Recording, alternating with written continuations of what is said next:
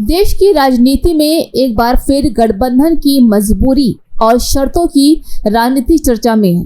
उपराष्ट्रपति चुनाव नजदीक है और इसी बीच एनडीए के सहयोगी और आंध्र प्रदेश के मुख्यमंत्री चंद्रबाबू नायडू ने केंद्र सरकार के सामने कुछ बड़ी मांगे रख दी हैं। सूत्रों के हवाले दावा किया जा रहा है कि नायडू ने उपराष्ट्रपति पद के लिए समर्थन देने से पहले अपने राज्य से जुड़ी कई अहम शर्तें केंद्र के सामने रखी हैं, जिनमें विशेष राज्य का दर्जा, लंबित केंद्रीय फंड्स की तत्काल मंजूरी, पोलावरम जैसी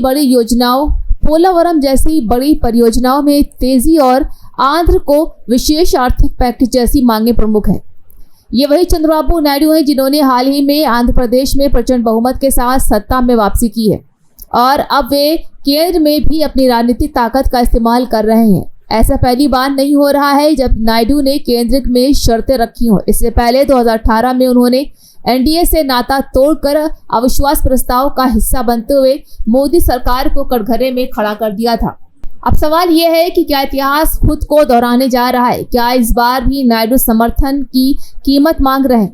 जी हाँ, बीजेपी के लिए स्थिति बेहद संवेदनशील बन चुकी है। मोदी सरकार के लिए एक और उपराष्ट्रपति पद पर अपनी पसंद के उम्मीदवार को बैठाना जरूरी है, तो वहीं दूसरी ओर उन्हें अपने पुराने सहयोगियों को भी संतुष्ट रखना है। अगर टीडीपी जैसा बड़ा सहयोगी समर्थन से पीछे हटता है या तटस्थ रुख अपनाता है तो उपराष्ट्रपति चुनाव में विपक्ष को बढ़त मिल सकती है। वही राजनीतिक विश्लेषकों का मानना है ये सिर्फ उपराष्ट्रपति चुनाव का खेल नहीं, ये 2029 की बड़ी तस्वीर का हिस्सा है। नायडू न सिर्फ अपने राज्य के लिए सौदेबाजी कर रहे हैं बल्कि वे केंद्र की राजनीति में फिर से एक बड़ा खिलाड़ी बनने की तैयारी में है।